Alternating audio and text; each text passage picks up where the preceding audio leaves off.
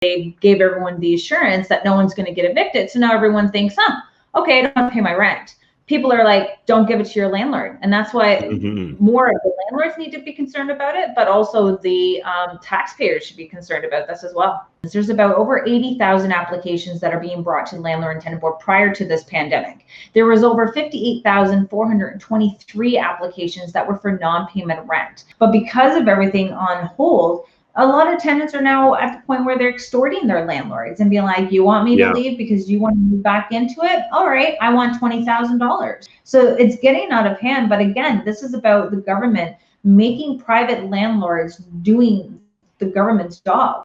What is up, YouTube? Matt McKeever here, and let's talk about rent strikers, landlords, tenants, and who's right and wrong, and just what's going on in the world of trying to be a landlord, particularly in Ontario, Canada right now during COVID, quarantine, self-isolating, and social distancing. While our landlord-tenant board is shut down, the Residential Tenancy Act isn't really protecting anyone, and just WTF, when is this ever going to get solved? There's a lot of confusion, a lot of misinformation, a lot of assumptions, and just a lot of drama and noise currently. And it's really hard to separate the signal from the noise in our current environment. So in today's video, I sit down with Kayla from the Ontario Landlords Watch. It's a community that's been focused on really representing landlords and getting us to gather our voices to make sure that we're heard. Because there's a lot of tenant advocacy groups, but there's very few effective landlord advocacy groups currently in Canada.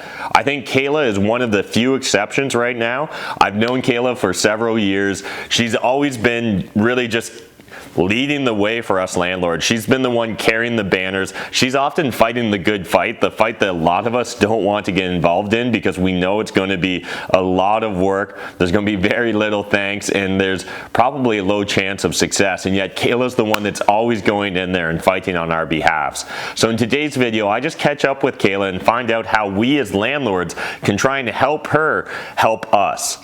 So let's dive into this video, and I hope those of you that are Ontario landlords will take her advice and that you will actually reach out to your MPP. What is up, everyone? Matt McKeever here, and I'm really excited today to have Kayla from Ontario Landlords Watch just come and talk to us about exactly what's going on these days in regards to being a landlord, investor, and really just what's going on with the province, the Landlord-Tenant Board, and just even rent striking and all that. I know that my audience has a ton of questions about this, Kayla. Do you mind, I guess, one, thank you for taking the time to join us here, but two, what's your perspective? What's going on, and what should we as investors and landlords be doing? Well, one, we obviously see a lot of relief that's coming to every different type of sector in Ontario based on the COVID-19 and what's happening. As everyone knows, as soon as this started, it was our elected officials coming out and telling people, hey, don't worry about rent. Don't worry, you're not going to get evicted. This is going to be something where, you know, they gave everyone the assurance that no one's going to get evicted. So now everyone thinks, okay, I don't have to pay my rent. And that's why we now have a growing movement of people now trying to not pay their rent. So the money that comes from the government right now through the relief programs, people are like, don't give it to your landlord. And that's why more of the landlords need to be concerned about it, but also the taxpayers should be concerned about this as well. Yeah. And so, like, I know that unfortunately we had some politicians at the start, especially a month ago. Like, I think one of the big problems is it's an unusual circumstance, right? And there's a lot of uncertainty and volatility going on, and our leaders don't even really know how to react either. And I think they're kind of looking over their shoulder just to see how everyone else reacts, and that's kind of dictating the sort of messaging and even the sort of solutions they're putting together, it feels like, at this point. Oh, definitely. Like, if you see that the way that the commercial side of it, you know, they have came out with there's a lockout, there's a time frame of a lockout for the commercial units, and that's why the pressure had to build and enough where people are now going to be evicted out of their commercial rental units. So they came out with 4 months of commercial relief, but they didn't come out with any type of relief that was coming from the residential side of it, even though there is rent banks that for different agencies that are all over Ontario based on the regions, and they would normally help people for rent arrears and last month's rent deposits. They've actually hold off on giving rent arrear relief from these agencies, but they're still giving out last month's rent deposits for the actual for last month's rent deposits. So it's like you want to go ahead and give last month's rent deposit, but you're holding off on the relief, and this is where we're now a little irritated. You know, the funds are there and they're not giving it to us. So what should landlords or investors be doing right now? And do you have any recommendations if they find themselves on the wrong end of a rent strike? Well, my best tip to the landlords out there is that you really got to understand your tenants. You know where they work, making sure that as their hours get cut, do they get completely laid off, making sure that you're giving them the links to the different type of relief plans, and then make sure that you have a document in place, giving it to your landlord or giving it to your tenant to say, hey, I understand you're going through these type of financial hardship right now. This is what we are willing to do to try to, work out a payment arrangement. So this way you can show the interaction that you're trying to work with your tenant. And if they don't get that paper back to you with some type of payment plan, or it shows that they're not willing to work with you. So when the landlord and tenant board opens up, when that happens, if it happens, then you can kind of show your history of going back and forth with your tenants to say that you've been trying to work with them. Because what's going to happen, what could potentially happen, is that when the landlord and tenant board does open up, they might just put that tenant on a payment plan. And how much of our landlords can actually hold on to those rental properties knowing that they just went so long with any rental funds, and now they're going through a payment plan that could take 12, 18 months. This is what our main issue. The landlord and tenant board is not going to be able to hold on or be able to keep up with the type of applications that are coming through the landlord and tenant board, because they couldn't even keep up before that. The landlord and tenant board was in crisis before the pandemic, and now it's in chaos.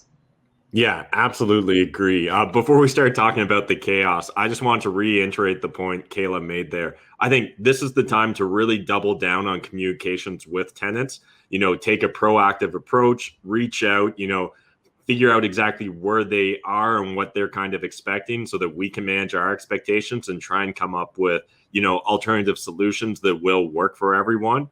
But it is really important to not take a wait and see approach. I think this is the time to be very proactive as a real estate investor or landlord. So talking about some of the chaos that's going on, let's talk about the chaos that was the landlord tenant board before COVID-19 even happened. And then you can maybe tell us about what sort of crazy situation you think we're going to walk into once they eventually do reopen it. Well, the landlord and tenant board was getting in so many type of applications. There's about over 80,000 applications that are being brought to the landlord and tenant board prior to this pandemic. There was over 58,423 applications that were for non-payment rent. And we kept on coming up with different alternatives, different solutions that the government can do to reform the landlord and tenant board to make it run more efficiently than what it was. We had our concept of, why are we paying $110,000 salaries for adjudicators to listen to hearing cases for non-payment of rent, when that $110,000 could actually go towards the subsidy that is needed for these tenants? We have so many applications that are being heard by an adjudicator. Meanwhile, it should be heard through maybe a mediator, and getting mediation to the landlord and the tenant prior to even having to go to a hearing date would be more beneficial than having an adjudicator listening to that actual case.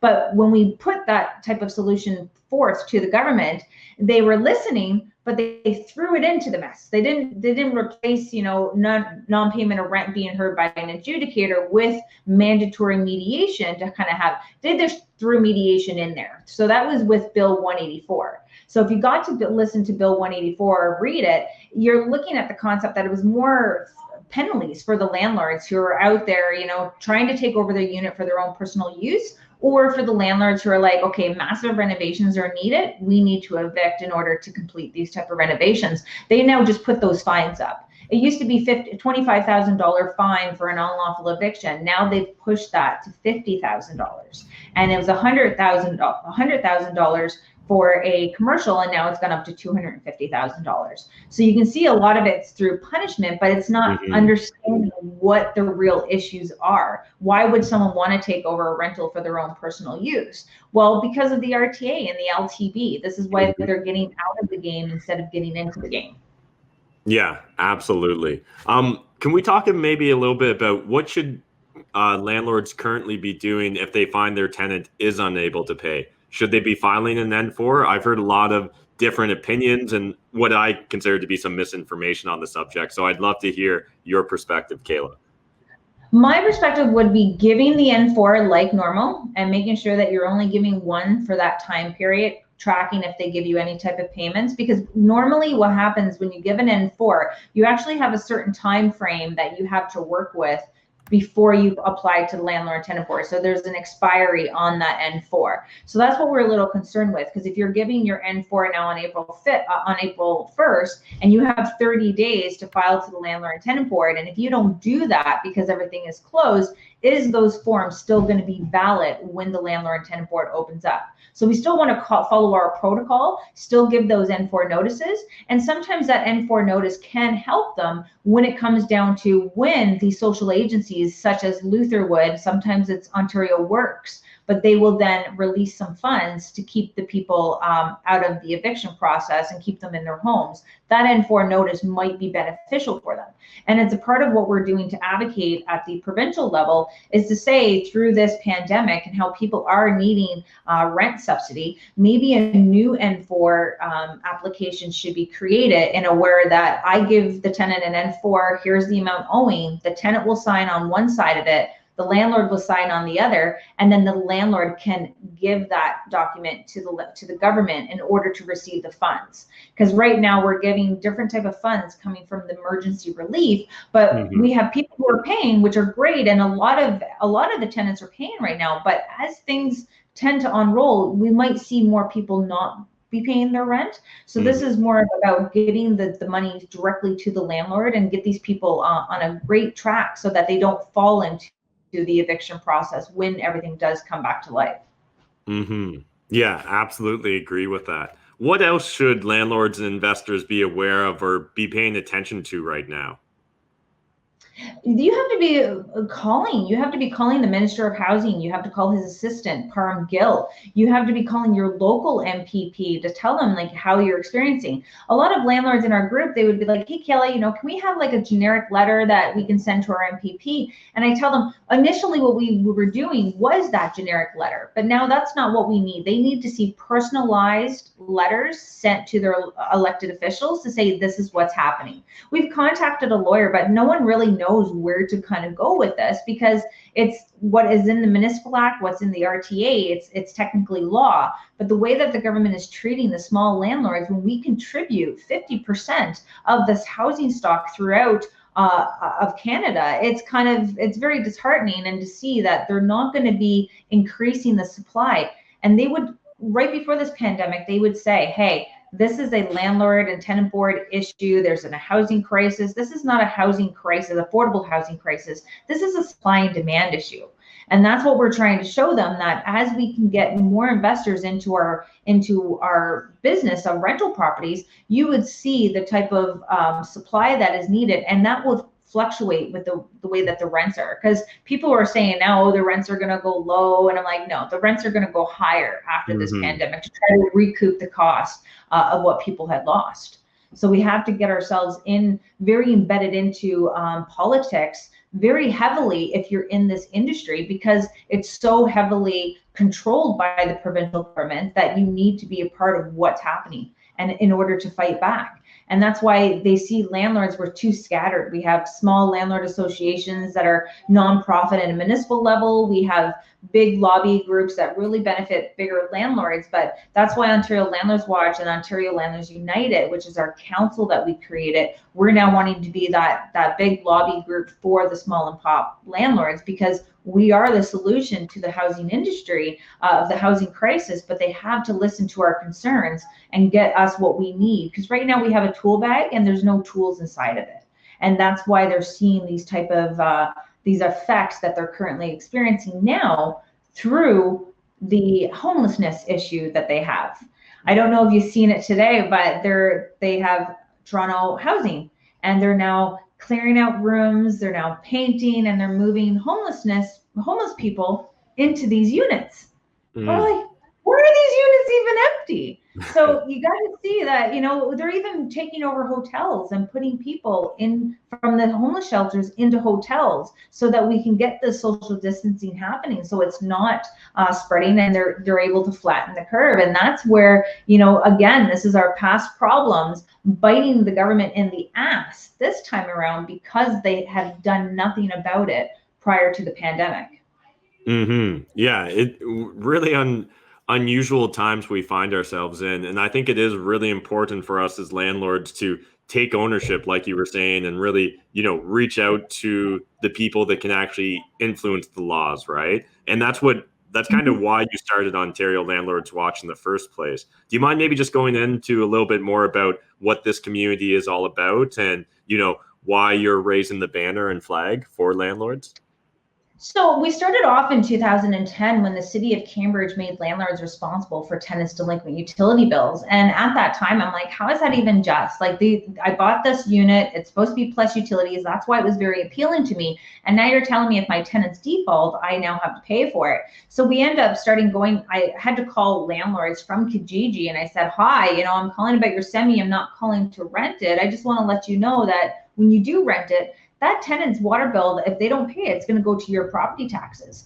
And so that's how it was formed, of us fighting our municipal government regarding water billing, which that has spread across many different municipalities since 2010. Then we started getting landlord licensing. So as we got a petition ready to go for both licensing and water billing, we had more letters and emails coming to us saying, hey, can you fight the Residential Tenancy Act and Landlord and Tenant Board? And you get to see what type of tenants are out there and how they really abuse the landlord, and they take advantage, and they put these landlords in bankruptcy because of the way that the laws are created in order to protect the tenant. Cashflow Tribe. Hey YouTube, have you checked out Cashflow Tribe yet? It doesn't matter whether you're an experienced, seasoned investor or brand new to the game. I can probably predict if you're currently not having the level of success you want as a real estate investor, it's due to one thing. That one thing is you're not making enough offers, plain and simple. You need to be making more offers as a real estate investor if you want to hit those big, audacious goals that you're setting for yourself. So here's the deal. Cashflow Tribe, that's the community that myself and Ben were making together. And so Ben's actually so busy trying to provide value to you guys that he had to take off there. But here's the deal. Cashflow Tribe is really a one-of-a-kind community focused on results. That's the difference between us and everyone else. We want to get you guys those results. I'm tired of seeing people commenting on my YouTube channel for 2-3 years now, but they're not making offers. What's holding you back? I'm going to guess that it's either a lack of confidence or a lack of competence. And we cover both of those things in Cashflow Tribe. So here's what I'm going to do. I'm going to make you guys a 14-day free trial offer. You can join Cashflow Tribe completely free, get it tested out. If you like it, great, stay and pay. If you don't, well, I hope you at least find one great idea that you can take away and use to start making more offers, gain more deals, and finally start making the money related to real estate investing that's probably why you're watching my YouTube channel. So let's do this, guys. Let's make 2020 your year. Cashflow Tribe. And you get to see what type of tenants are out there and how they really abuse the landlord, and they take advantage, and they put these landlords in bankruptcy because of the way that the laws are created in order to protect the tenant. And if you look at any type of policies that are out there, all of the tenants are being protected. They're being protected through property standards. They're being protected through the Residential Tenancy Act and Landlord and Tenant Board. And if they do have any type of maintenance concerns, they can always go to their MPP or their city councilor. Landlords are just, we have to make sure that we have our paralegal and we're filing with the Landlord and Tenant Board. And when before the pandemic, people are waiting 7 months up to a year on a normal day before a pandemic to get an eviction. It's not called for. This is where landlords are paying for a service. They're not getting the service that they're paying for, and landlords are not getting access to justice. With our tenants, they can get free legal aid. Landlords don't. So they always have this all landlords are rich and all tenants are poor situation. And this is why they keep putting that into getting the tenants more protection when they really don't need it. And this is what some landlords, you need to pay attention to Bill 184, because they actually want to keep a database of landlords who are using the N12 and the N13 notices and bringing it to the landlord and tenant board and going to hold it as a database to see which landlords could be abusing the N12 and the N13s. And we're going, well, are you going to create a database of tenants who are abusing the N4? You know, this is the main problem. And if you look at all of the applications, the non-payment of rent is exactly the problem that's bogging down the landlord and tenant board. So they have to have a system that's in place to really analyze, one, does a tenant need to be on, you know, social housing and need to be in social housing, or do they just need rent subsidy? And how can you get the rent subsidy to them where they're not going to abuse it and it gets it to the landlord and keeps them from tapping into those funds and getting themselves into an eviction process. But we had to pull ourselves together through a landlord group on Facebook in order to know when things are happening. We have a way to connect to the members to inform them of what's happening, and especially meeting with you, Matt, like having your members, you know, getting them out there and getting them fighting. It's about putting like the Batman signal out there and telling our landlords we have to get loud and we have to do it now, because this could be very catastrophic as each month goes by, as we still have our restrictions of social distancing in place. Yeah, really well said, Kayla. And I just wanted to kind of re-emphasize, it's really unfortunate the narrative that often politicians and other community organizers want to make, where they're constantly trying to pair landlords versus tenants, rather than understanding that we really do need to work together. And that when you create too much of a power imbalance, it ruins the system for everyone. So by giving too much power to the tenants, it actually does good tenants a disservice.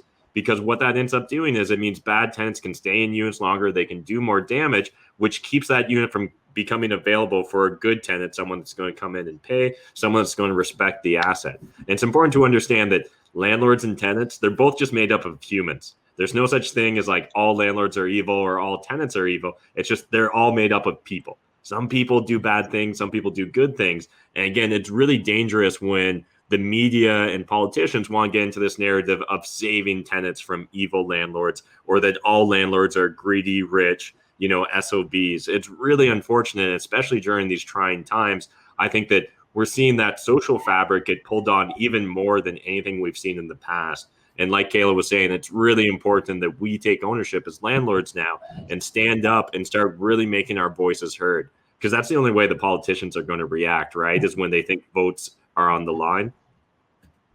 It's about the votes. It's the power of people behind it. It's about motivation of organizations who have money to fund their campaign. It's actually pretty, right now with everything that's happening, it's like they come out and they say that food trumps rent. It's like, okay, are you going to be getting more votes now because you're appealing to the tenant side, that you're telling them, don't worry, you're not getting evicted.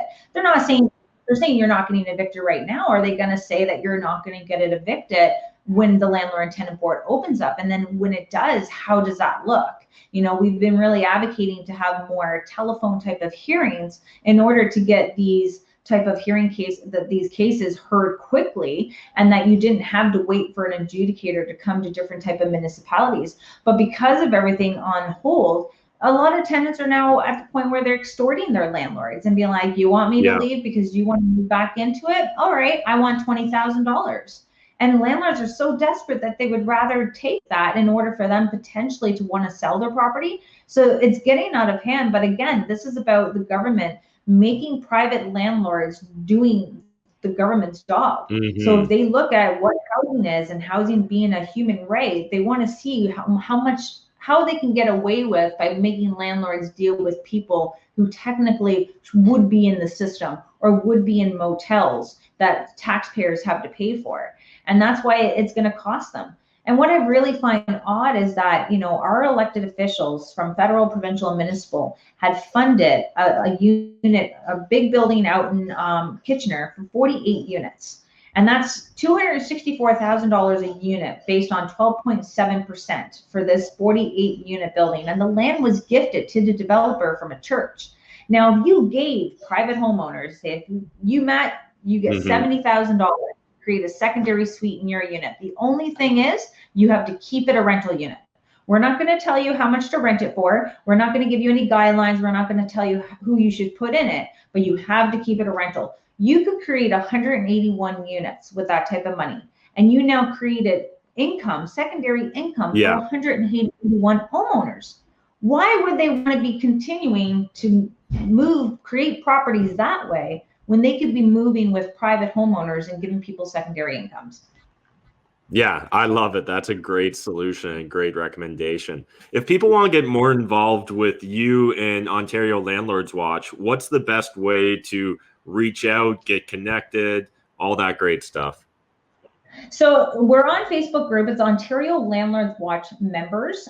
In the comments, there's about 3 questions that we'll ask. Make sure that it says, how did you find out about us? Make sure that you heard us on Matt McKeever's channel, and so that way we can get you into the group a lot quicker. We do have 1,500 people still waiting to get into it. As you can tell, it's through a pandemic. We're trying the best to really screen the people that we're trying to get into the group, because it's a community, and you'll know when you get in there of who we are and how we do our Facebook lives. This is pretty cool, Matt. You're excited again by showing me all these features on here.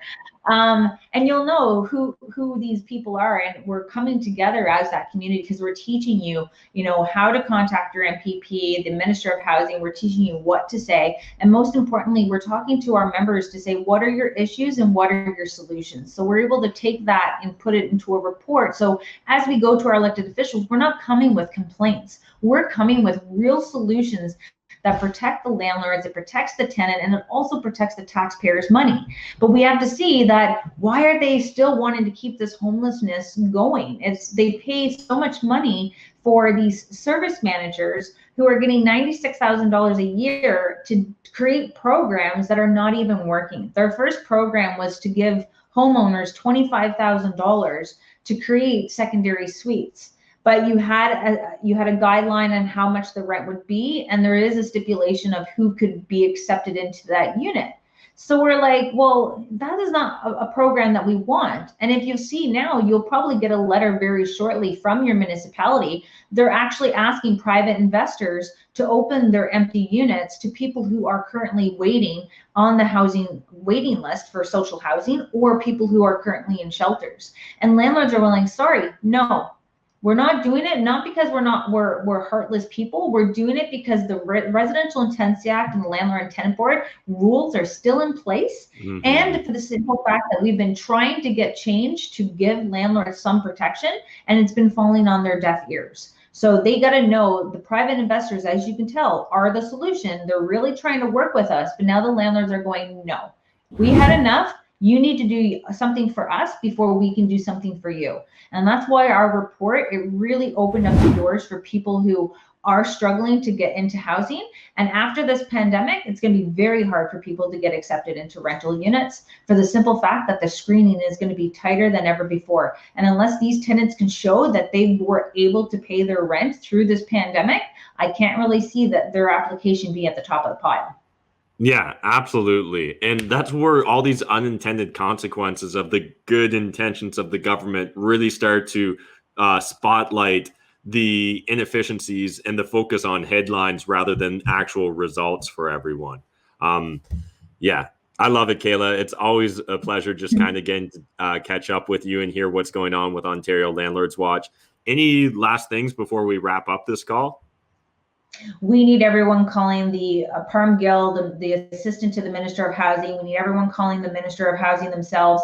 We're not going to see the type of changes that we really want to see, the ones that we've created right now through the pandemic. That is okay. We can handle that. But what we need to be advocating for in a way to help our tenants as well is for a rent subsidy, but a rent subsidy where our landlords are able to apply for those funds themselves and not have it in the hands of their landlords. But we have to get on the phone. Sometimes it's great for an email, but you know what? Sometimes it's easy for them just to say next or delete. We need to get these people on the phone, and we're hoping to actually put our invitation out to have these elected officials potentially on Zoom so that we can start having them a part of our discussion, be like, what is the next steps? Because what you're doing, you're destroying the current housing stock, and you're destroying the housing stock now for the future. So if you want to protect it, we invite them to a Zoom meeting to be able to hash out what is needed now and what's going to be needed in the weeks to come. Awesome. Love it. Thanks again, Kayla. And we need to do these calls more often. Thanks. You get me, I get excited. It's out of all these years of us advocating, like we're just seeing more and more people get the concept and know what they need to do to help. And that's why we have a council that we're putting together to really take our advocacy efforts to the next level. But it can't be just Kayla anymore calling the elected officials. We want to teach all the members, all the listeners about what they need to do. And together we become that strong voice for the housing industry. Absolutely love it. So for everyone watching this right now, no excuses. You're probably sitting at home. You've got more free time than you've had in the past. So let's do it. Let's reach out. Let's make sure those politicians really do understand our perspective as landlords. Thanks again to Kayla for taking the time to shoot this video, and just thanks to Kayla in general for, again, fighting the good fight on behalf of all of us landlords. I wish there was more people out there like Kayla, and if you guys would like to support Kayla or find out more about Ontario Landlords Watch, we're going to throw links to their Facebook and their website in the video description down below, so jump over there, make sure you check them out, join the group, and as Kayla mentioned, make sure you say you found the group from my Facebook group, or from my YouTube channel, and they'll expedite your application. So again, make sure you go support Ontario Landlords Watch and what Kayla's doing, because it's really important that we as landlords make our voices heard. If we don't let politicians know that we care about what's going on, they're only going to listen to the tenant advocacy groups, and it's unfortunate, but sometimes those groups have a tendency towards extremes. I think you guys know what I mean. So if you're a landlord, it's time that we step up for ourselves.